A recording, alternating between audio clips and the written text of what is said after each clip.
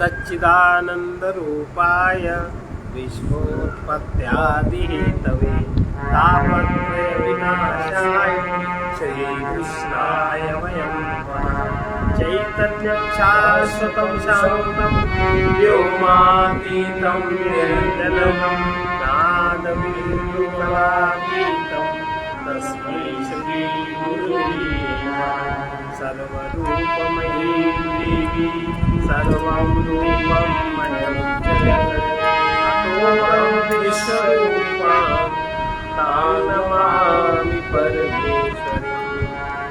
कल हम लोगों ने आत्मज्ञान कितना आसान है, लेकिन आत्मज्ञान तब आसान है जब आपका मन बहुत आसान है। मन में अगर सरलता गुण विकसित हो गया, ईगो अगर नहीं रहा, अहंकार अगर नहीं है। अहंकार सबसे तामसी वृत्ति है। जितना जड़ किसी का अहंकार उतने ज्यादा वो क्रोधी, जितना अधिक वो क्रोधी उतना ही अधिक वो लोभी। ये होता है कि नहीं? और अगर मन आसान है, अगर मन सरल है, बिल्कुल स्वाभाविक, तो फिर आत्मज्ञान बहुत आसान है। और मन अगर सरल नहीं है तो आत्मज्ञान का व्यवहारिक ज्ञान भी बिल्कुल आसान नहीं है। मन ठीक ना होने पर हम जो सामान्य व्यवहारिक क्रियाएं हैं हम वही ठीक से नहीं कर पाते।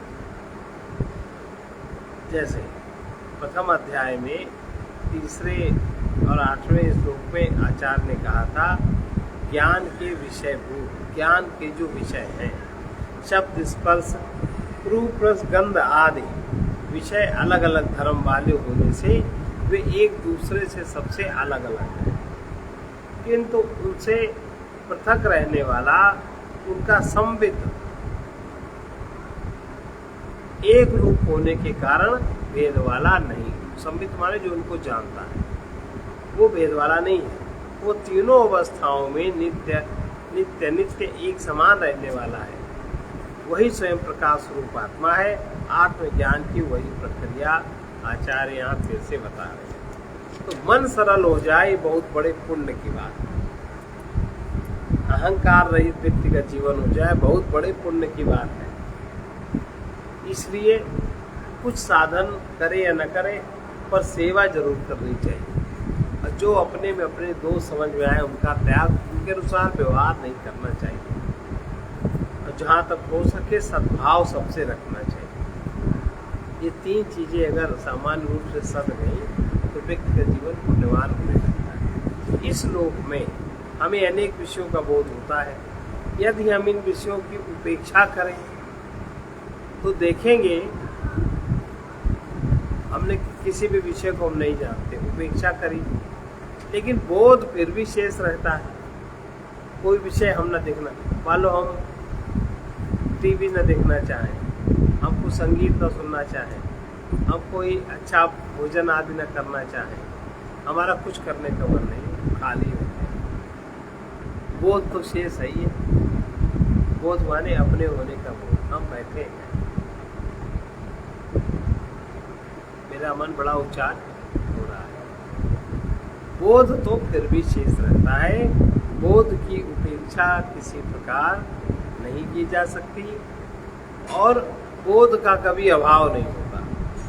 24 घंटे में बोध का कभी अभाव नहीं होता है। इस बात को जो जान ले, जिसकी बुद्धि इसमें ठहर जाए, यही आत्मा कि बोध का कभी अभाव नहीं होता। ऐसा शुद्ध बोध जो प्रत्येक के भीतर है वही ब्रह्म या आत्मा है। अब इस बोध में जो ठहर जाए उसके सारे दोष अपने आप क्षीण हो जाते हैं, सारे विकार अपने आप क्षीण हो जाते हैं, शुद्धि अपने आप आ जाती है। ऐसा शुद्ध बोध ही ब्रह्म या आत्मा है। कोई भी बोध की उपेक्षा नहीं की जा सकती, उसका अभाव भी नहीं होता। ऐसा शुद्ध बोध ही आत्मा या ब्रह्म है। बुद्धि में ऐसा निश्चय आ जाने पर हम कह सकते हैं यही ब्रह्म ज्ञान या यही आत्मज्ञान है। कोई कठिन नहीं, बोध तो हर एक को है, लेकिन बोध के प्रति हर एक की बुद्धि है मूर्छित, और बुद्धि जागृत है मन की वासनाओं के प्रति। मन की जो तन्मात्राएं हैं उनके प्रति बुद्धि जागृत है, बोध के प्रति बुद्धि जागृत नहीं। हमारी बुद्धि, हमारे पास 10 रुपए हैं, 10 रुपए हमारे कैसे बचेंगे, कल को काम आएंगे, बुद्धि इसमें है। लेकिन बोध जो निरंतर उस चीज को समझ रहा है, देख रहा है, उसमें जागृत नहीं है। और धन पदार्थ है, पद पदार्थ है, पदार्थ के प्रति बुद्धि जागृत है, क्योंकि पदार्थ का ज्ञान इंद्रियां मन को देती हैं, मन के पीछे बुद्धि लगी, हम वही देख पाते हैं। बोध के प्रति जागृत नहीं होता। हमारी बुद्धि विषयों के प्रति तो जागृत है, लेकिन स्वयं बोध के प्रति जागृत नहीं, इसीलिए बेहोश। यही कहते हैं बेहोश, इसी के प्रति जागना है। और जब इसके प्रति जागेंगे तो एक भय है कि जो हमने काली पीली गठरी बांध रखी वो सब छूट जाएगी, इसलिए कोई जागना नहीं चाहता। लेकिन एक बार जाग के कैसी निर्भ्रांतता आती है, कैसे सब व्यर्थ समझ में आता है, ये जब तक कोई जागेगा नहीं तब तक समझ नहीं सकता दूसरे के बताने से। और दूसरे के पास कोई ज्ञान के लिए थोड़ी जाता है, जो है वो बना रहे, जो नहीं है वो मिल जाए, इन दो बातों के लिए जाते हैं। अब अगला ये अध्याय है पंचदशी में शून्यवाद का निषेध। शून्यवाद बुद्धिज्म में एक शाखा है जो शून्यवाद को ही मानते हैं। तो शंकराचार्य जी या आचार्य उस शून्यवाद का निषेध कर रहे हैं कि शून्य नहीं है या शून्य है, तो शून्य को जानने वाला शून्य नहीं हो सकता। भाई कह रहे हो शून्य है, शून्य को जाना किसने?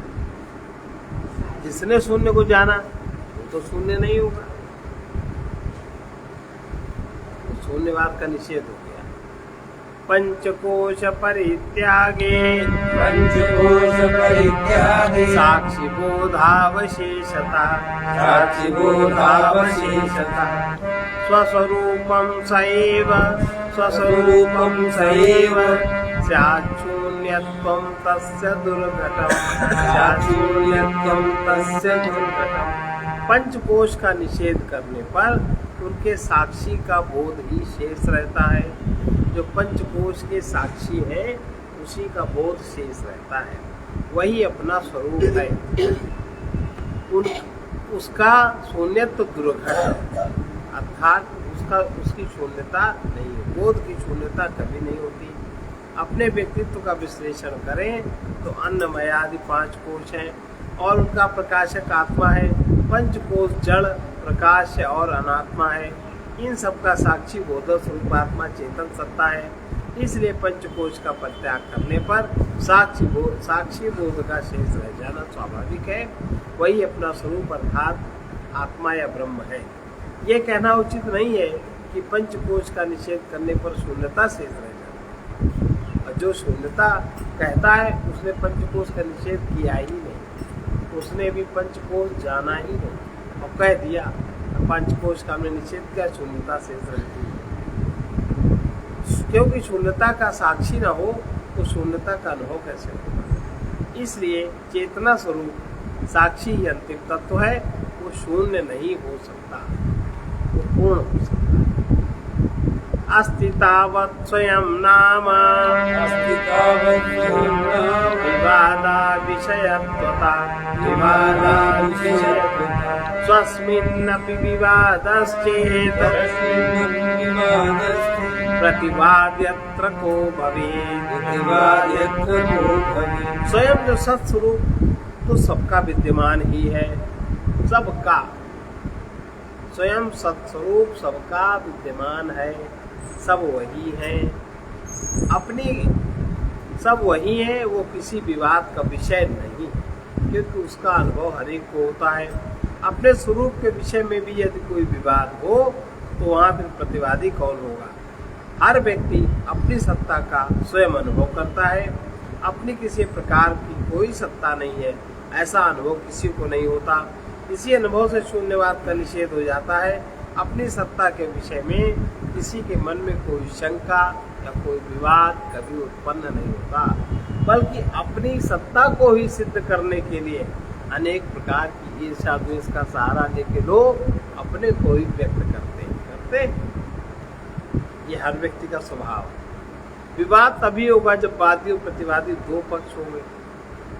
अपनी सत्ता का अनुभव करने वाला वादी तो है, किंतु उसका निषेध करने वाला प्रतिवादी कोई भी नहीं। और जो इसका प्रतिवाद करेगा उससे कहो तुम्हें अपनी सत्ता का बोध नहीं है, कहेगा हाँ तो काय को झगड़ा। स्वासत्वं तु न कस्मैचिद,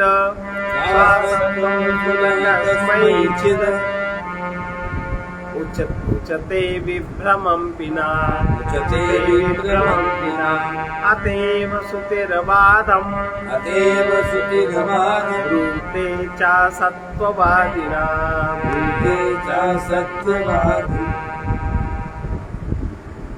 विभ्रम, भ्रांति उत्पन्न हुए बिना, जब तक भ्रांति उत्पन्न, सत्य वस्तु की भ्रांति उत्पन्न नहीं होती जब तक बुद्धि में, जब तक भ्रांति, आप जब तक भ्रांत नहीं होंगे तब तक बिना अपना मिथ्यात्व किसी को नहीं रुचता। भ्रांति उत्पन्न हो जाएगी तब वो अपने को ही मिथ्या मानने लगता है। भ्रांति अगर ना हो तो भ्रांति उत्पन्न हुए बिना अपना मिथ्यात्व किसी को भी पसंद नहीं आता। भ्रांति सबको है कि नहीं? भ्रांति है तभी तो अपनी सत्ता को नकार सब लोग करते हैं, अपने ऊपर अनेक प्रकार के पदार्थ लाते हैं, क्योंकि भ्रांति है। उनको लगता है कि हम कैसे जिएंगे, कैसे मरेंगे। तो भ्रांति उत्पन्न हुए बिना अपना मिथ्यात्व किसी को नहीं रुचता। इस श्रुति असत्यवादियों का अर्थात शून्यवादियों का निषेध करती है। अपनी सत्ता के विषय में किसी को कभी संशय नहीं होता। अपने आप को ना होना, अपने आप का ना होना किसी को भी पसंद नहीं है। ये रुचि है किसी नहीं है। फिर भी मान भूवम ही भूयासम, ऐसा कभी ना हो कि मैं ना रहूं। मैं रहूं, मैं रहता हूं, सारे जतन इसीलिए। मैं सदा रहूं, ऐसी इच्छा सभी की होती है। अपना मिथ्यात्व या अपनी सत्ता का ना होना किसी भ्रांति में पड़े मनुष्य को ही अच्छा लग सकता है। तो जो मनुष्य भ्रांति में पड़े हैं वही अपनी सत्ता को अस्वीकार करते हैं। भ्रांति, वो पर की सत्ता स्वीकार करते हैं, और जो भ्रांति में नहीं है वो अपनी सत्ता में जागृत रहते हैं। कभी लोगों के अपने प्रति घृणा करते भी देखी जाती, वे आत्मग्लानि के कारण अपना विनाश ही करने को उद्यत हो जाते हैं। उनकी यह घृणा अपने शरीर, मन या बुद्धि के लिए होती है, अथवा उससे किए गए कर्मों के लिए होती है। ज्ञान स्वरूप आत्मा के लिए किसी की घृणा नहीं होती। इसलिए देहात्म बुद्धि की भ्रांति में पड़े मनुष्य अपने शरीर को नष्ट कर ग्लानि के बोझ से छुटकारा पाना चाहते हैं। शरीर और तज्जन्य ग्लानि से मुक्त होकर वे अपने शुद्ध आत्मा का विनाश नहीं करना चाहते। इसलिए शुद्ध आत्मा को असत या शून्य कहने वालों के मत का खंडन करती है। अगले श्लोक में इस प्रकार की श्रुति उद्धत की जाती है। असत ब्रह्मेति चेद वेद, स्वयमेव भवेत् सत्, स्वयमेव भवेत् सत्।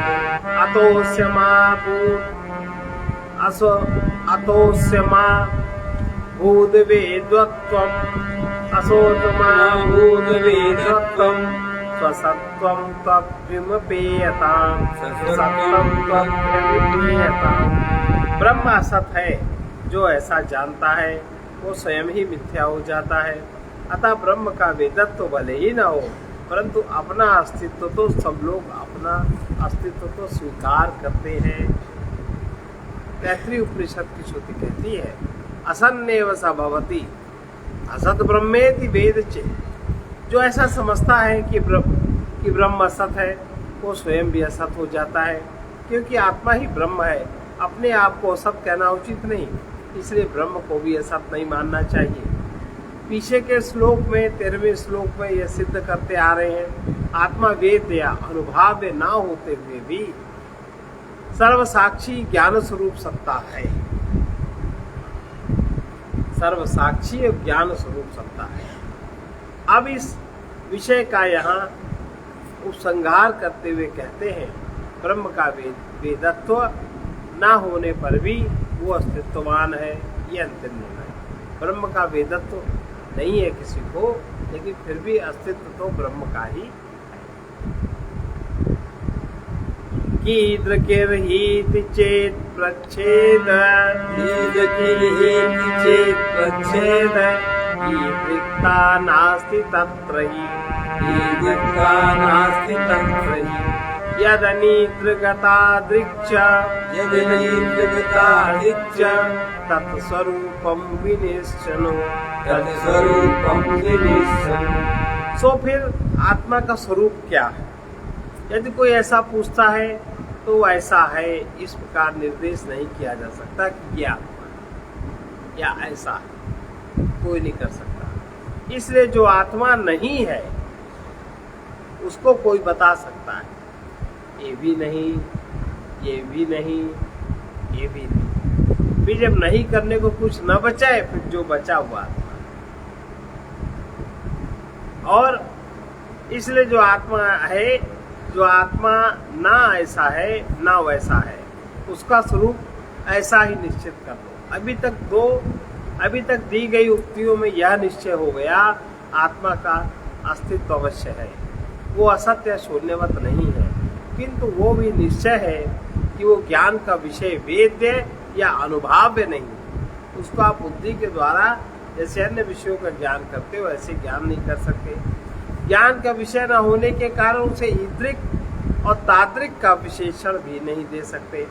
हमारे ज्ञान में आने वाली वस्तुएं दो प्रकार की हो सकती हैं, एक तो निकट की वस्तु और एक दूर की वस्तु। दूर की वस्तु वो कहलाती है आत्मा, तो हम स्वयं है, ना हम निकट है ना हम दूर है। भाई दो प्रकार की वस्तु जो हमारे ज्ञान में आती है, या तो करीब है, पास है, और या दूर। आत्मा ना निकट है ना दूर, वो तो स्वयं है।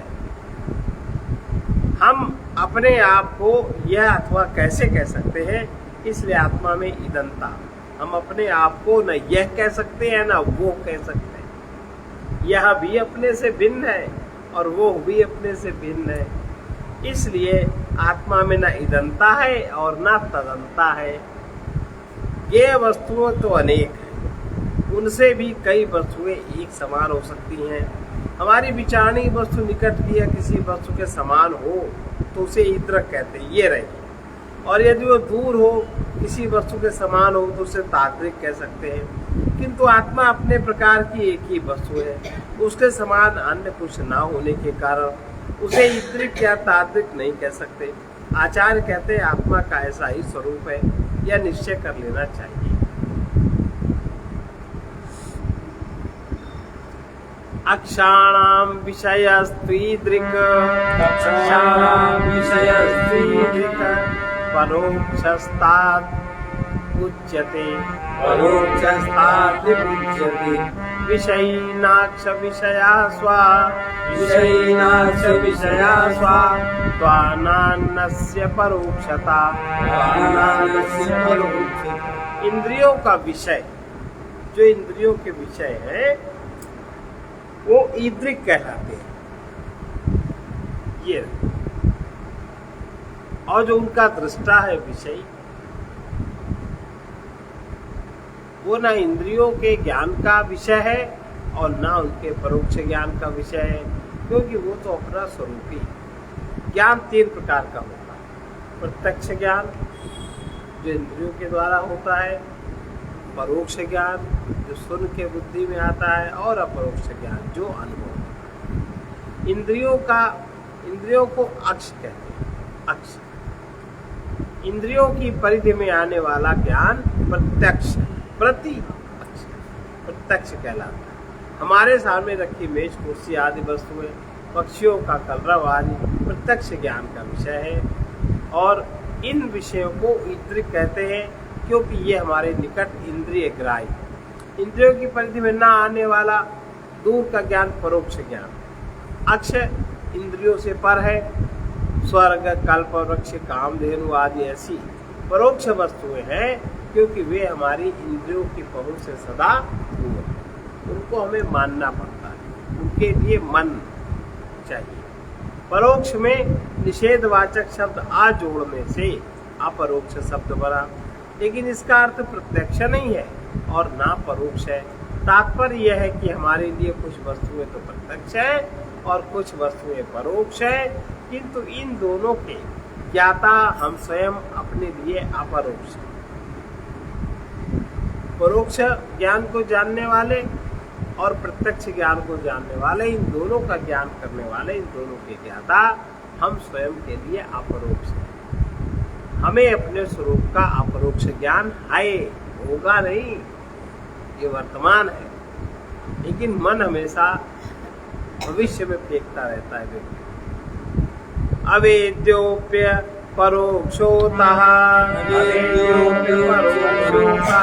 स्वप्रकाशो भवत्ययम् स्वप्रकाशो भवत्ययम् सत्यं ज्ञानमनन्तं चेत् सत्यं ज्ञानमनन्तं चेत् अस्ति ब्रह्म लक्षणम् अस्ति ब्रह्मलक्षणम्। आत्मा अवेद्य, अवेद्य माने ज्ञान का विषय होते हुए भी, आत्मा अवेद्य माने ज्ञान का अविषय होते हुए भी। आत्मा ज्ञान का विषय नहीं, अविषय है। आत्मा अवेद्य माने ज्ञान का अविषय होते हुए भी अपरोक्ष है। अतः वो आत्मा स्वप्रकाश है और सत्य, ज्ञान तथा अनंत, ये ब्रह्म के लक्षण है। प्रत्यक्ष और परोक्ष वस्तुएं वेद्य और ज्ञान का विषय है। इन दोनों प्रकार की वस्तुओं का ज्ञाता वेद्य नहीं है, फिर भी उसका अपरोक्ष ज्ञान है। अपरोक्ष ज्ञान का तात्पर्य यह है कि आत्मा का ज्ञान आत्मा को स्वयं है। अपरोक्ष ज्ञान का मतलब कि स्वयं का ज्ञान स्वयं को है, आत्मा का ज्ञान आत्मा को स्वयं ही है। यही ज्ञाता और ज्ञेय का भेद है। इससे यह सिद्ध होता है कि आत्मा स्वयं प्रकाश स्वरूप,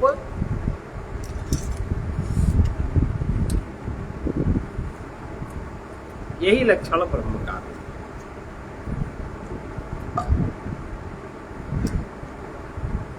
वो भी स्वयं प्रकाश स्वरूप। इससे यह सिद्ध होता है कि आत्मा और ब्रह्म अभिन्न है और ब्रह्म के लक्षण आत्मा में भी स्वीकार किए जा सकते हैं। तैत्तिरीय उपनिषद के 2:1 में सत्यम ज्ञान अनंतम ब्रह्म कहा गया है। ब्रह्म के यही 3 मुख्य लक्षण हैं।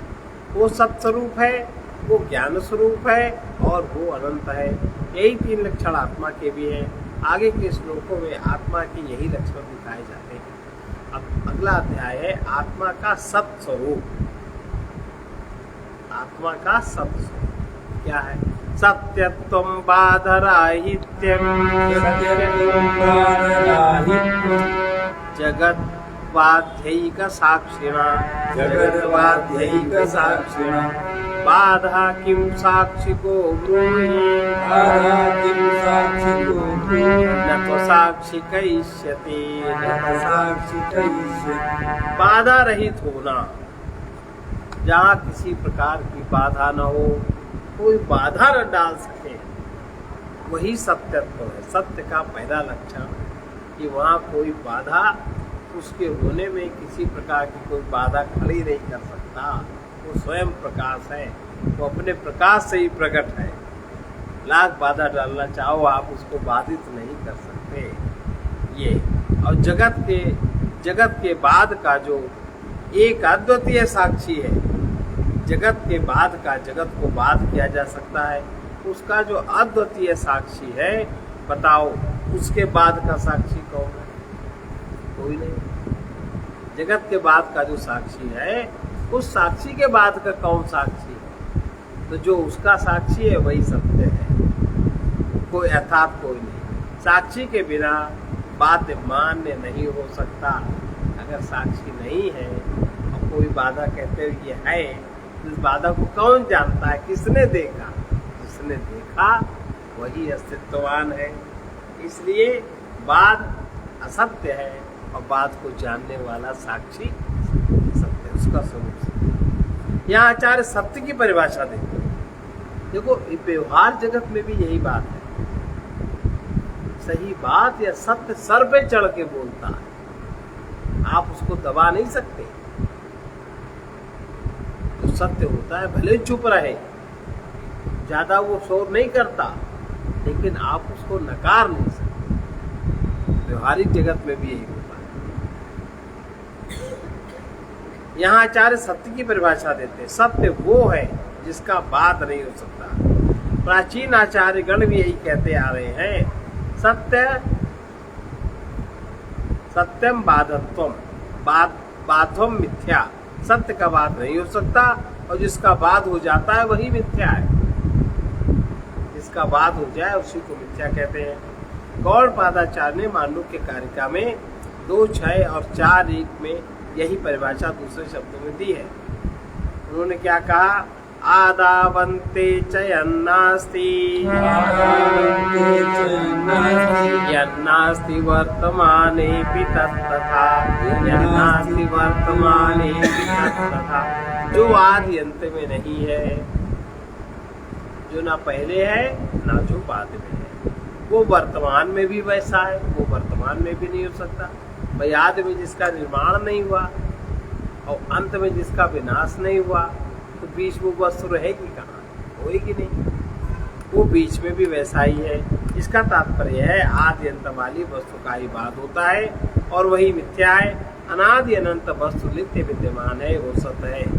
गीता में भगवान श्री कृष्ण कहते हैं, ना सतो विद्यते भावो ना सतो विद्यते भावो ना भावो विद्यते सता ना भावो विद्यते सता। दूसरे अध्याय का 16वां, असत वस्तु का अस्तित्व नहीं और सत वस्तु का अभाव नहीं। इस परिभाषा से भी ज्ञात होता है, सत वस्तु का अभाव ना अभाव होता है, ना उसका बाद होता है, और ना वो वस्तु आदि अंत वाली होती। इस दृष्टि से आत्मा में सत का लक्षण घटित होने के कारण उसे सत कह सकते हैं। समस्त जगत के बाद माने अभाव का साक्षी एक आत्मा है। सुषुप्ति मूर्छा समाधि में जगत का नानात्व तो नहीं रह जाता। सुषुप्ति अवस्था में, मूर्छा अवस्था में और समाधि में ये जगत की अनेकता नहीं रह जाती, एक ही तत्व रहता है। किंतु उन अवस्थाओं का साक्षी नित्य विद्यमान रहता है, जो उन अवस्थाओं की सूचना देता। सुषुप्ति अवस्था वाले के पास कुछ नहीं है, फिर भी कहता मैं तो बड़े आनंद में था। मूर्छा वाले के पास कुछ नहीं है, फिर भी कहता अरे हम तो बहुत गहरे सो गए, कहाँ थे? इसका मतलब थे। और समाधि वाला तो उसको तो सब स्मरण होता ही है। साक्षी का बाद या अभाव कभी नहीं होता।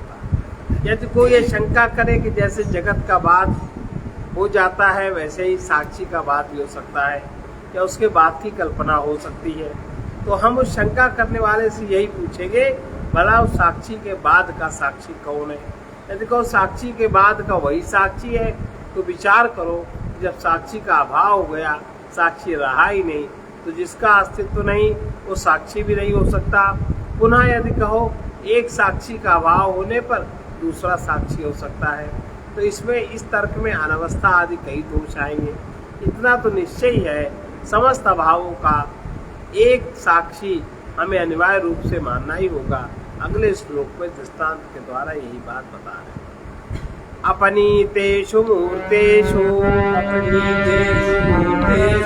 यमूर्तं शिष्यते वियत् यमूर्तं शिष्यते वियत् शक्येषु बादित्वे वन्ते सत्येषु बादित्ये वन्ते शिष्यते यत्तदेव तत् शिष्यते यत्तदेव तत्। जैसे मूर्त माने आकार वाले पदार्थ दूर हटाने पर अमूर्त बिना आकार वाला आकाश शेष रहता है। मूर्त जो आकार वाले पदार्थ है, इनको दूर हटा दो तो उस जगह अमूर्त आकाश शेष रहता है। जैसे ही बात करने योग्य पदार्थों का बात कर देने पर अंत में जो शेष रहता है वही वो साक्षी आत्मा है। आकाश अमूर्त है, उसका कोई आकार नहीं। इस अमूर्त आकाश में ही पृथ्वी, सूर्य, चंद्र, तारे आदि मूर्त वस्तुएं स्थित है। यदि हम समस्त मूर्त वस्तुओं का निषेध कर दें, आकाश शेष रह जाता है। इसलिए न्याय आदि संप्रदायों के दार्शनिक प्रलय काल में ये तो मानते हैं कि पृथ्वी आदि समस्त मूर्त वस्तुएं नष्ट हो जाती हैं, किंतु उनके अनुसार आकाश नष्ट नहीं होता। इसी प्रकार बाध करने योग्य समस्त वस्तुओं का बाध करें तो उस अभाव या शून्यता का साक्षी फिर भी शेष रहता है। बृहदारण्यक उपनिषद के 4:4-22 में अपने व्यक्तित्व के 5 कोशों का बाध हो सकता है, उनसे भिन्न साक्षी आत्मा का बाध संभव ही नहीं है। वही साक्षी सत्स्वरूप आत्मा या ब्रह्म कहा जाता है।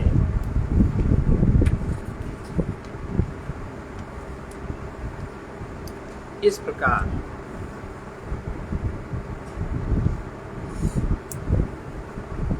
सर्ववादेन किंचित चेत् अन्न किंचित देव तत् अन्न किंचित तदेव तत् भाषा एवात्र भिद्यन्ते निर्वाधं तावदिष्यते निर्वाधं तावदिष्यते।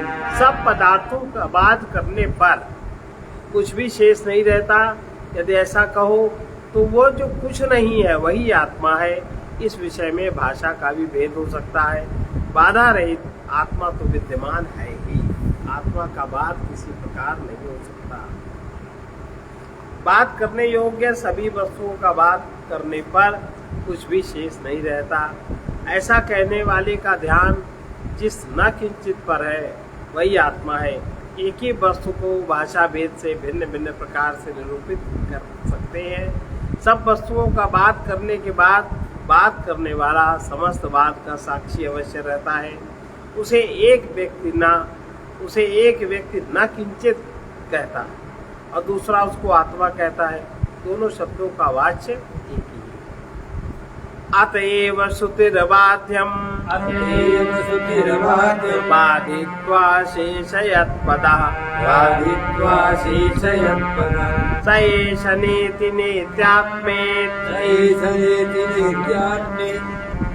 तद व्यावृत्तिरूपतः। इसलिए श्रुति साएष नेति नेतित्यात्मा कहकर जो कुछ भी बाध्य बाध होने योग्य है उसका बाध कर उस आत्मा को शेष रखती है, जिसकी व्यावृत्ति माने निषेध नहीं हो सकती। आचार्य श्रुति प्रमाण देकर बाध रहित आत्मा का प्रतिपादन करते हैं। श्रुति वचन है ऐसा एष नेति नेतित्यात्मा। स्थूल और सूक्ष्म सबका निषेध करने पर जो निषेध की अवधि है वही आत्मा है। नेति अर्थात न इति, यह नहीं। एक बार नेति कहकर फिर स्थूल सृष्टि का निषेध हुआ, दूसरी बार नेति कहकर सूक्ष्म सृष्टि का निषेध कर दिया। इसी प्रकार जो कुछ निषेध हो सकता था तीसरी बार नेति कहकर कारण सृष्टि का निषेध कर दिया। अब असद व्यावृत्ति रूप जो कुछ रहा, अतद व्यावृत्ति रूप जो कुछ रहा जिसका निषेध नहीं हो सकता वही आत्मा है। इदम रूपम तु यद्यावत् तत्यक्तुं शक्यतेऽखिलम्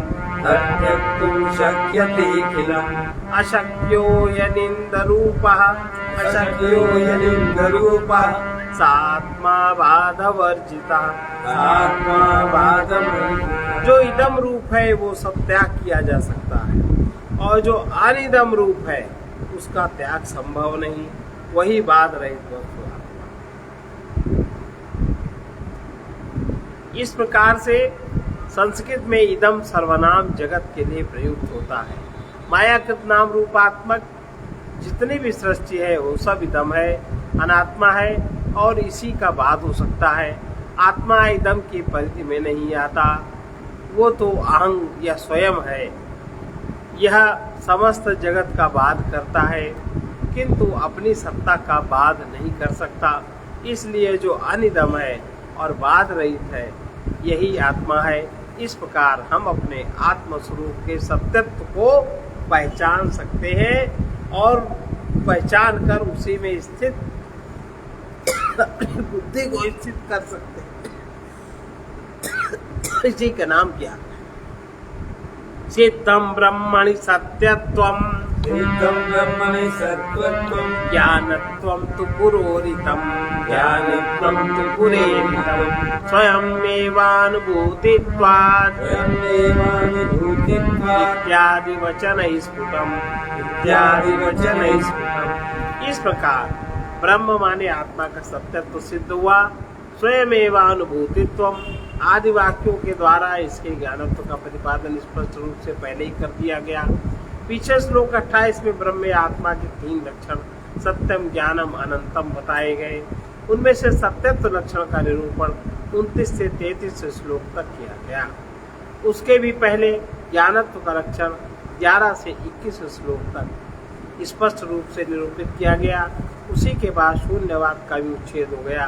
अब आगे इस श्लोक में ब्रह्म की अनंतता बताते हैं कि आत्मा अनंत है, सत्य ज्ञान और यह हम लोग कल सुनेंगे।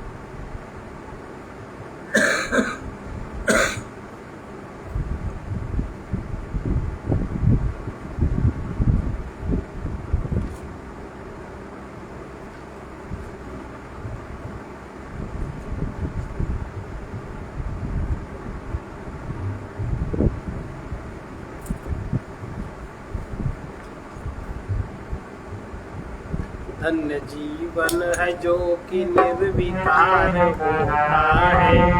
धन्य जीवन है जो कि निर्विकार होता है। तो घड़ी धन्य है जब सब विचार होता है। वो घड़ी धन्य है जब सद्विचार होता है। अपने ही दोषों से दुख बार बार होता है। अपने ही दोषों से दुख बार बार होता है।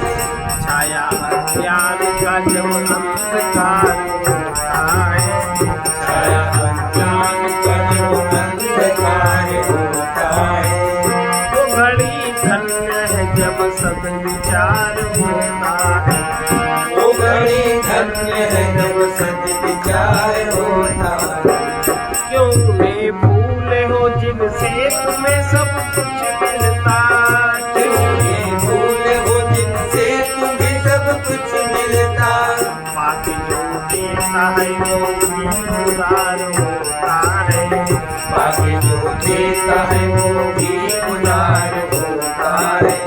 वो घड़ी धन्य है जब सद्विचार होता है। वो घड़ी धन्य है जब सद्विचार होता है। जगत की प्रीति में क्या रीझे हो कर देखो। जगत की प्रीति में क्या रीझे हो कर देखो। बिना बदले के जहाँ सबको प्यार होता है। बिना बदले के जहाँ सबको प्यार होता है। धन्य जीवन है जो कि निर्विकार होता है। धन्य जीवन है जो कि निर्विकार होता है। कितनी उनकी है दया जो कोई चाहे देखे। कितनी उनकी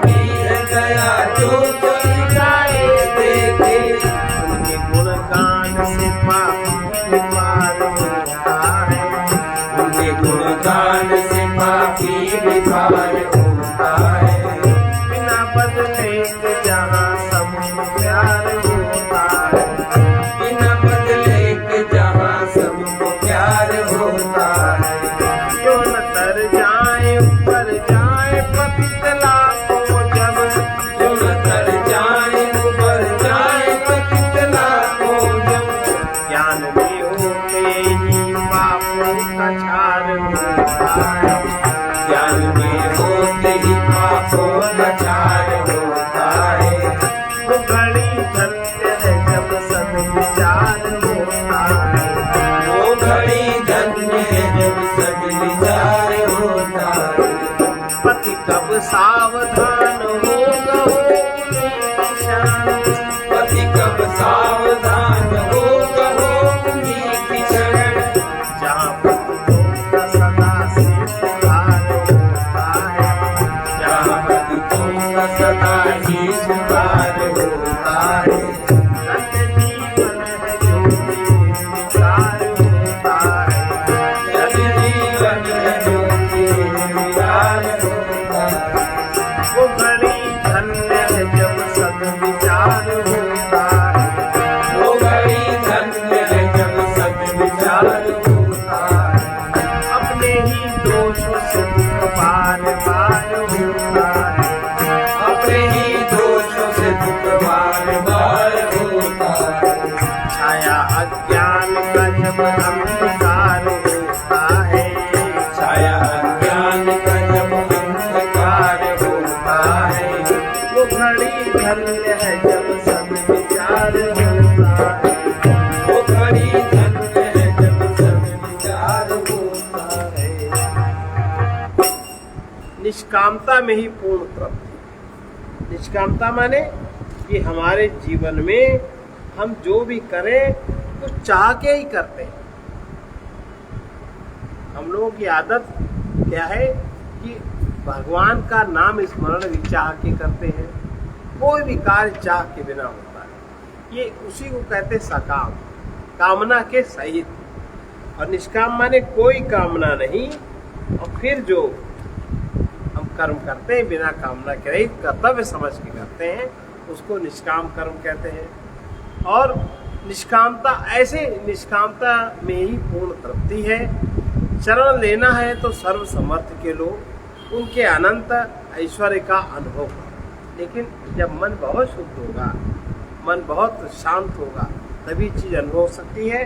अब हम लोग फिर से याद करें, स्थूल शरीर पता है, सूक्ष्म शरीर भी पता है, 5 ज्ञानेंद्रियां, 5 कर्मेंद्रियां, 5 प्राण, मन बुद्धि अंतःकरण चतुष्टय, ये सूक्ष्म शरीर।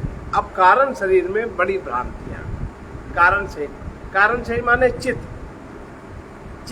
कारण शरीर क्या है? पाप पुण्य के कर्म की कर्म, पाप पुण्य कर्म वासना बनकर, पाप पुण्य कर्म वासना बनकर कारण शरीर तक गहरे एकदम उसके मूल तक पहुंच जाते।